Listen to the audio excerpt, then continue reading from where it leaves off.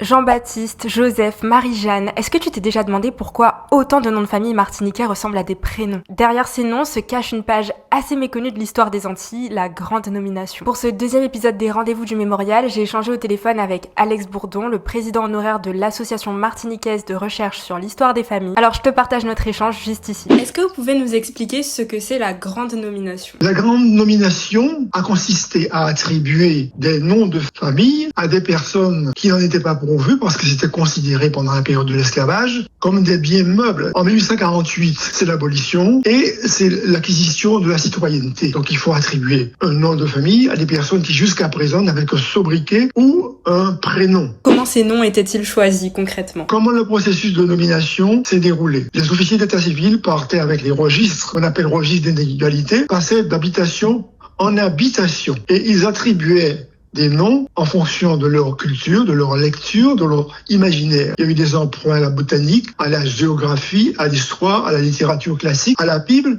et aussi beaucoup d'anagrammes. Et est-ce que vous pouvez nous parler de la spécificité des noms martiniquais? Pour les populations qui avaient connu l'esclavage, celles aussi qui en étaient déjà libérées parce qu'elles avaient été affranchies avant 1848, il y a deux vagues de nomination. La première concerne les affranchis, ce qu'on a appelé les libres de couleur. Obligation est faite de leur attribuer un nom, mais avant 1838, il y a eu des libres de couleur aussi. Ceux-là continuent à porter des prénoms, ce qui explique le grand nombre de noms martiniquais qui sont des prénoms devenus des noms. Rose-Marie, Marie-Rose, Marie-Jeanne, Joseph, et j'en passe. Et puis la deuxième vague de nomination concerne le plus grand nombre. 73 000 nouveaux libres a été faite après l'abolition de l'esclavage en 1848 par ces officiers d'état civil dont je vous parlais. Si la plupart des noms ont été octroyés, il y a eu des cas où il y a eu la bienveillance, entre guillemets, des officiers d'état civil qui ont accepté des noms choisis. C'est ainsi qu'on trouve environ 10% de noms attribués en 1848 qui sont des noms d'origine africaine plus ou moins déformés. Pourquoi c'est important de parler de cette grande nomination? Il est important de parler de la grande nomination parce que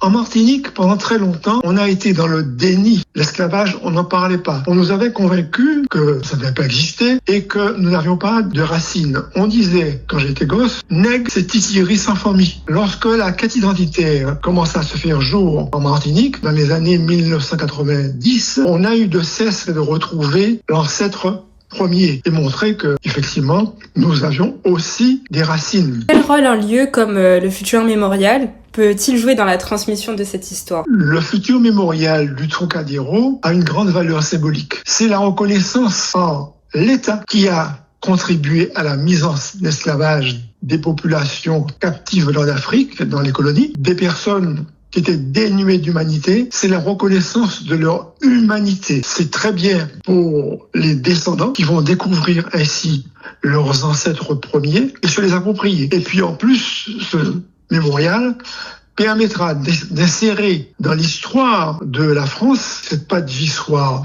aussi des colonies. Je voudrais ajouter également que j'encourage vivement de visiter le site du mémorial du Trocadéro. Il est possible de participer financièrement pour compléter le financement du mémorial. Tous les dons, même les plus modestes, sont les bienvenus. Est-ce que vous auriez un message à transmettre aux jeunes générations de la Martinique ou des Outre-mer en général? Connaître son histoire est important. Connaître ses racines. Si tu veux savoir où tu dois aller, commence par connaître d'où tu viens. C'est un proverbe berbère.